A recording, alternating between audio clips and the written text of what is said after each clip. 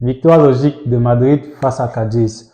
Salut les gars, j'espère que vous allez tous bien. Moi, de mon côté, ça va tranquille.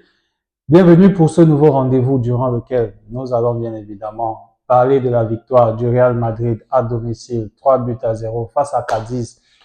Match formalité, on va dire, des hommes de Carlo Ancelotti. En tout cas, on verra un tout petit peu. En attendant, n'oubliez pas, comme d'habitude, de liker, partager et aussi de vous abonner pour ne pas manquer les prochains rendez-vous. Le Real Madrid, comme je le disais, s'impose donc 3-0 face à Cadiz. Très bonne opération des hommes de Carlo Ancelotti qui pourront être sacrés champions d'Espagne en cas de mauvais résultat de Barcelone sur la pelouse de Gironde dans quelques minutes. On va voir un tout petit peu en tout cas, mais de toutes les façons, c'était un match, on va dire, une répétition générale entre autres avant le match retour contre le Bayern la semaine prochaine. En tout cas, Ancelotti l'a fait tourner, c'est prévisible. La victoire est là avec la manière, 3 buts à 0 quand même. Et on n'a pas été grandement inquiété. On n'a pas senti les Madrilènes inquiétés durant la rencontre. C'est vrai, la première mi-temps, il y avait juste quelques petits déchets techniques parce qu'il faut le dire, c'était une équipe bis. Et ce sont des gens qui n'ont pas l'habitude de jouer forcément ensemble titulaire en fait au même moment. Donc du coup, il n'y a pas toujours les mêmes automatismes pour tous ces joueurs-là qui sont sur le terrain. Arda Güler, il a été titulaire pour la première fois au Bernabeu. Très bon match, bonne prestation pour lui en tout cas. Il sort sous l'ovation du public. C'est une très bonne chose pour son moral et également pour l'encourager pour les prochaines prestations. Que dire? L'homme du match, selon moi. C'est vrai qu'Amavinga a fait une très bonne rencontre, mais moi, je vais parler de Brahim. Que dire de plus? On va parler de Brahim. Brahim qui claque le but, le premier but. Et quel but, s'il vous plaît. Comme d'habitude, toujours égal à lui-même.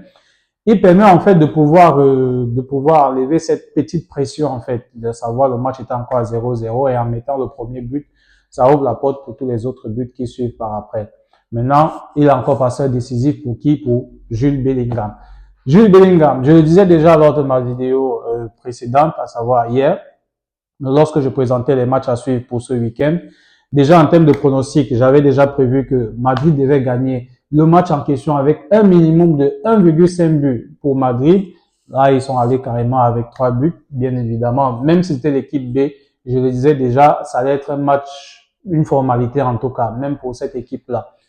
On pourra dire que ça a été un peu poussif, je ne sais pas, mais en tout cas, il fallait du temps un tout petit peu en fait pour que les choses puissent se mettre en marche. Donc comme je le disais, Brahim il fait un très bon match comme d'habitude. Personnellement, c'est vraiment dommage pour Brahim parce que il a le profil d'un titulaire indiscutable dans cette équipe de Madrid. Mais malheureusement, il y a des monstres devant lui. Vinicius, Bellingham et bien évidemment Rodrigo. Personnellement, moi je mets Rodrigo au même niveau que Vinicius. C'est mon avis. C'est mon avis. Parce que franchement, déjà, ils ont la même percussion. Et également, les deux ont la possibilité de jouer dans les petits espaces, en fait. Brahim, il n'a pas peur du contact. Dès qu'il a la balle, le gars va vers l'avant directement. Il n'est pas provoqué, il essaye. Donc, hélas pour lui, c'est que Rodrigo, il a quand même un statut. Il a un statut déjà dans l'équipe et c'est pas évident de souvent faire sortir Rodrigo pour que Brahim joue, etc. Mais de toutes les façons, le gars ne fait que gratter du terrain. Si vous vous rappelez, c'est comme ça que Rodrigo il avait fait. Parce que lorsque Eden Hazard arrive à Madrid, on fait changer Vinicius, on envoie Vinicius de l'autre côté pour faire jouer Eden Hazard de son bon côté. Rodrigo était chauffeur des bancs, carrément. Il chauffait franchement le banc au car en hiver, il ne pense même pas que le gars lui avait froid. Donc, Rodrigo, il a travaillé dur, sans relâche pour pouvoir mériter une place, pour être un remplaçant de luxe. Et aujourd'hui, le voilà, il est titulaire indiscutable. L'équipe type du Real Madrid, c'est avec Rodrigo. Donc, c'est le chemin que Brahim est en train de suivre. Le seul X, c'est qu'ils sont tous jeunes. Donc, malheureusement, Brahim, c'est difficile d'être titulaire indiscutable. Maintenant, sauf si on vend Rodrigo ou bien Rodrigo tombe carrément dans une méforme totale, entre autres. Mais c'est vraiment dommage parce qu'entre eux, les jeunes, ils vont grandir et évoluer ensemble en tout cas. Donc, je crains fort qu'avec le temps, par exemple, Brahim puisse, pourquoi pas aller voir ailleurs ou bien Rodrigo, on verra. Surtout qu'entre autres, on parle de l'arrivée de Mbappé. Et l'arrivée de Mbappé, ça va encore sacrifier quelqu'un là-bas en attaque. Je crains fort que ce ne soit Rodrigo. Mais ce sera à voir. De toutes les façons, très bon match de Brahim, en tout cas. Dommage qu'Ancelotti, en fait, le fasse sortir par après. Moi, j'aurais bien voulu que Brahim puisse jouer tout le match. Déjà qu'il ne joue pas suffisamment, selon moi en tout cas. Mais j'aurais bien voulu que Brahim joue tout le match. Et pour moi, c'est le seul point négatif de cette rencontre, à savoir les choix d'Ancelotti en ce qui s'agit des remplacements. Bellingham, c'était logique, comme je l'avais déjà dit. Bellingham, je pensais, il y avait deux possibilités. Soit Ancelotti faisait en sorte qu'il se repose pour être frais totalement face au Bayern le match retour, ou alors Ancelotti allait le faire entrer pour qu'il puisse retrouver de bonnes sensations, parce que ces derniers temps, ce n'est pas trop ça en ce qui s'agit de Bellingham.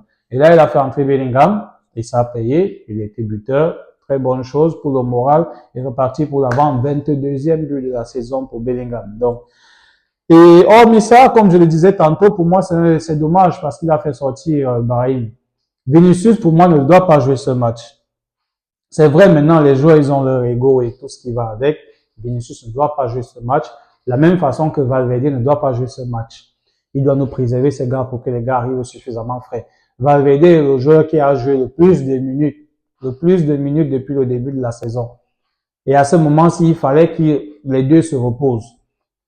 Vinicius aurait pu entrer, il se blesse. Voilà une mauvaise nouvelle pour la semaine prochaine. Heureusement, tout s'est bien passé en tout cas, mais c'était un tout petit peu risqué de la part d'Ancelotti. Je ne sais pas pourquoi il fait sortir Arda Güler. Arda Güler ne joue presque pas. Là, la fin de saison, c'est son deuxième match de suite. On va dire, en championnat, il est titulaire. Et le premier à domicile. Moi, j'aurais bien voulu qu'il laisse Arda Güler jouer toute la rencontre. Il manque de temps de jeu quand même. Laisse le petit finir son match. Et le score, il est à 2-0. Donc, tant mieux tu le laisses finir, en fait. À la limite, maintenant, pour faire entrer Bellingham, à la limite, il aurait pu faire donc sortir Brahim. Parce que mine de rien, on sait que contre le Bayern, Brahim, quand même, c'est un remplaçant de luxe. On va compter sur lui. C'est l'un des premiers choix offensifs lors des remplacements. Donc, à la limite, il aurait pu faire sortir Brahim pour faire entrer Bellingham. Par exemple, ce n'est que une solution. Je ne suis pas coach maintenant, et même ils savent très bien ce qu'ils font. Mais de toutes les façons, le résultat, il est là derrière. Comme je le disais, Brahim, il a marqué, il a fait une passe décisive. Bellingham également, il a marqué. Et Rossellou, il a marqué en fin de match parce qu'il a eu beaucoup de déchets durant toute la rencontre. Mais il finit par marquer, passe décisive de qui? Passe décisive de Nacho, le capitaine qui est en partance. Il a annoncé qu'il n'allait pas rester. C'est vraiment dommage. Malheureusement, que dire? Il prend de l'âge et franchement, je pense que il est arrivé au bout du tunnel à Madrid. C'était logique. Hélas, tous les capitaines de Madrid ces dernières saisons ne font que partir au fur et à mesure. Ramos est parti. Après Ramos, c'est Marcelo. Marcelo, Benzema. Benzema, Nacho. Et après Nacho, je pense que c'est Modric qui est le vice-capitaine. Modric également en déclin. Après Modric, on aura Carvajal. Carvajal également, je ne vois plus trop Carvajal jouer 3 ans, on va dire, maximum à Madrid. Donc, tous les capitaines de Madrid ne font que partir un après l'autre. Mais de toutes les façons, tant que la relève elle est là, tant mieux. Très bon match de Modric également. Très bon match de Modric au milieu de terrain. Camavinga, chapeau. C'est une bonne préparation, on va dire, pour ces joueurs. Et aussi, ils ont pu assurer et permettre à ce qu'on puisse se rapprocher du titre. Même si Barça fait un bon résultat aujourd'hui, la semaine prochaine, il faudra juste prendre les 3 points et puis on sera champion d'Espagne. Donc, les amis, c'est un tout petit peu ce que moi j'avais à dire. On va parler aussi, j'allais oublier de Courtois qui a fait son retour dans les goals. Très bon match de Courtois quand même, n'a pas été grandement inquiété aussi, on va le dire quand même. Et ça, c'est mon point de vue. N'hésitez pas à me dire également ce que vous pensez par rapport à cela. Je pense que ce serait une très grosse erreur pour Ancelotti de faire jouer déjà Courtois au match retour. Personnellement, je ne sais pas en fait. Courtois également, en ce qui me concerne, il devrait laisser Lunin finir la saison. Personnellement, Lunin devrait jouer le match retour face au Bayern. On arrive en finale, il devrait laisser Lunin jouer sa finale de la Ligue des Champions. Courtois, c'est un top gardien, il mérite et tout ce qui va avec, on est d'accord. Mais au moins, Lunin, il a prouvé. Et c'est même pas comme s'il a il fait des bouts, des consorts, non. Laissez Lunin finir sa saison proprement. Si on arrive en finale, qui joue la finale de la Ligue des Champions. Courtois qui se prépare à bien revenir à 100%. Les croisés, c'est pas facile. En plus des croisés, il avait une autre blessure. Est-ce que Courtois va retrouver le niveau, le top niveau de Courtois qu'on connaît en 3 matchs? Question, je ne sais pas. Je dis pas forcément qu'il va faire en fait des bouts ou autre, non. Mais laissez Lunin, Ancelotti qui laisse Lunin finir sa saison tranquillement. C'est mon point de vue. N'hésitez donc pas à me dire ce que vous pensez par rapport à cela. Militao, il a fait un match solide également en défense centrale. Il a envoyé, il a allumé une mèche en début de match. Malheureusement, le gardien, il a enlevé. Je ne sais pas s'il sera suffisamment en jambes pour commencer le match retour contre le Bayern en Ligue des Champions, si Ancelotti le juge apte, mais je pense quand même que Militao, c'est un soldat. Là, ça fait 2 matchs de suite qu'il joue en fait. 2 matchs de suite qu'il joue en championnat. La semaine passée à Sociedad et aujourd'hui encore, et il a quand même assuré. Et le match d'aujourd'hui, on a vu quand même Militao qui montait en puissance. Bon, je pense que ça peut le faire. Ça peut le faire en Champions League, en alignant la charnière Rudiger avec Militao. Donc, de toutes les façons, on va voir. Les gars, ils ont gagné. Nous sommes samedi. Ils auront suffisamment, on va dire, 3 jours pour pouvoir préparer la rencontre, la demi-finale à domicile. Je reviendrai prochainement pour pouvoir présenter cette rencontre-là dans une prochaine vidéo. Donc, c'est ce que moi j'avais à dire par rapport à cette victoire de Madrid qui, on va dire, à 1,5 pied en fait. Bon, on va même pas et demi, 1 pied, on va dire 90 centimes, entre autres de remporter le titre champion d'Espagne.